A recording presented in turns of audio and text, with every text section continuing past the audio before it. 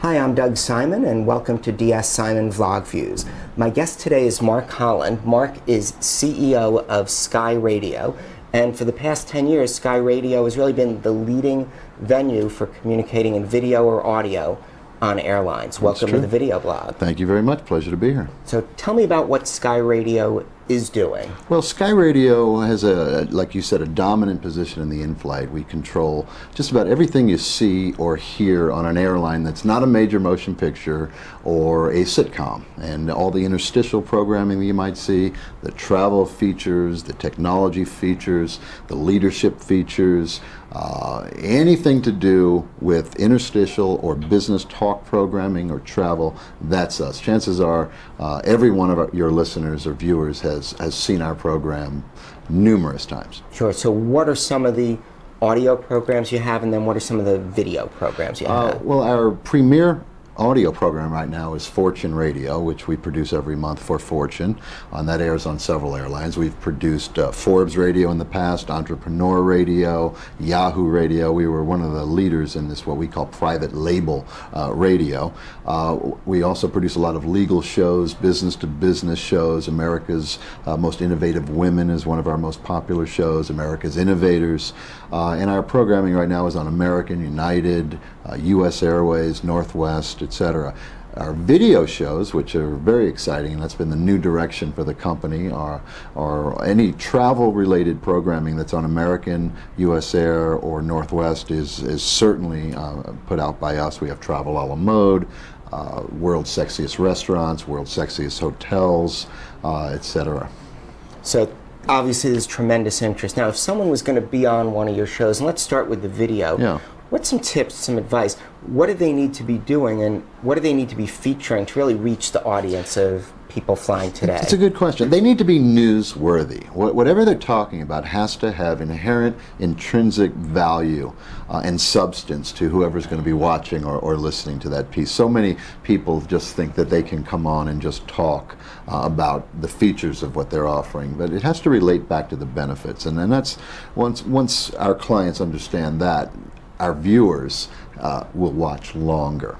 So because there's a responsibility that we have and that every guest on the show has, which is to entertain and to suspend the time that people spend traveling. I mean, you know, a 5-hour flight, we want to kill 8, 10, 12, 15, 30 minutes of their time and do it in a way that they enjoy, that supports that experience. Now, you talk about the time factor. One story in the news a lot this year is the unbelievable delays of air travel that are going on. Now, I'm not trying to pin this one on you, but how is that affecting things? I know, I think for me, if I fly from O'Hare back to Newark, the over-under is about 3 hours late, is sort of the betting line. Our clients get more value.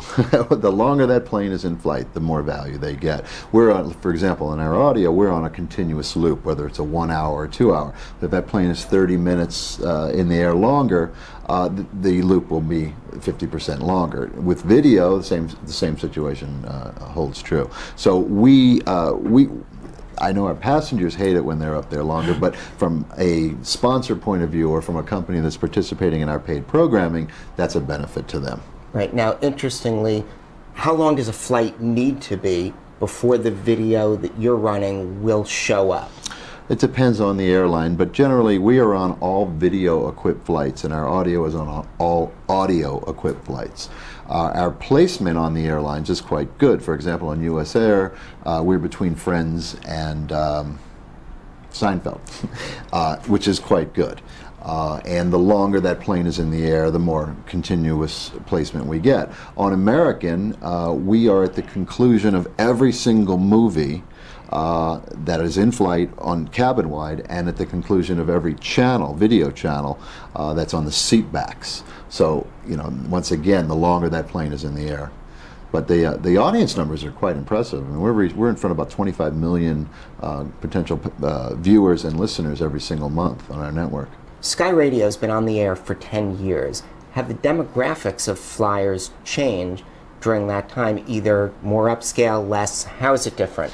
The demographics are pretty similar, and then it hasn't changed. We reach a creme de la creme audience of business leaders, decision makers, corporate influencers, high net worth, college educated individuals. Chances are these are the people that are early adopters, that are traveling, that are buying and making decisions for their home, for their companies, etc. So it's a very upscale and financially fluid audience that is difficult to reach as a traveler. Easy to reach them as parents, easy to reach them as business people through, you know, Forbes and Fortune, etc. But to talk to them as a traveler in an environment where they're comfortable and you can speak to them as a single group, that's really where in-flight is strong.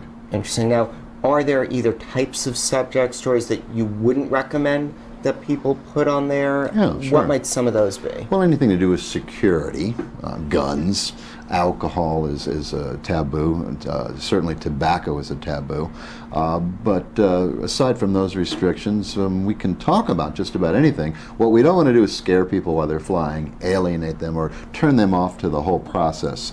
If our programming makes them feel uncomfortable, then we're not suspending the time, the element of time that we spoke about earlier. We're actually heightening their anxiety, which is not contributing back to a positive in-flight experience. Right. Now, so many forms of communication these days are expanding into a multicultural realm, and obviously there is diversity in travel. Is that something that's an opportunity as well, to go for a sort of a specific multicultural audience, or is that harder to do? Well, it's harder to isolate them, but the thing about in-flight programming is there are 10 to 12 channels.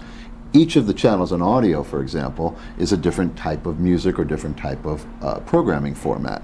So if you want to reach an upscale, very highbrow audience, you might want to be on the classical channel. If you wanted to reach an urban market, you would be on an R&B or perhaps a rap model. If you wanted to reach the Latino market, there's obviously channels that appeal to them.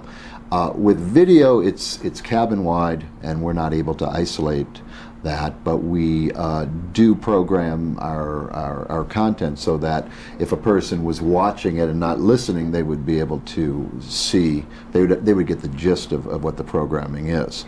So if they can read English, then they would understand the programming. Great. And a couple more questions. During the last 3 years, you've added a web component. Yes. And how important is that to your model going forward? Is that something that people are able to have their content online in addition to? Well, as you know, I mean, it's critical. If you don't have a web strategy for both your own company and to facilitate benefits to your clients, then you're in a sinking ship. So over the last few years, that has been key to us. Our clients expect to have a very strong web presence, and they expect the value add to come through the web. I mean, they're spending their money to reach the passenger while in flight, but most of the support money that they're expecting is to extend the life. I mean, they might be in flight for a month, but they want to be on the web for 6 months.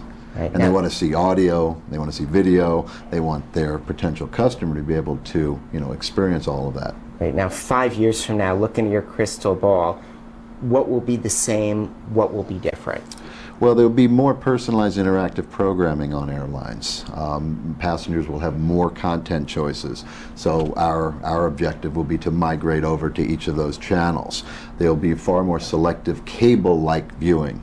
The internet will play a role. People will be able to surf the internet while flying, which redefines the experience. Obviously, people have iPods. People are reading magazines. People are doing work. So our challenge is to turn our business model around, in other words, take it from being an in-flight experience to making in-flight part of the overall media mix, and of course that involves the web and blogging and video blogging and things of that nature. And I think it's very exciting, and we're more than up for the challenge. Great. Thanks so much for being with us. That was terrific. Mark Holland, CEO of Sky Radio.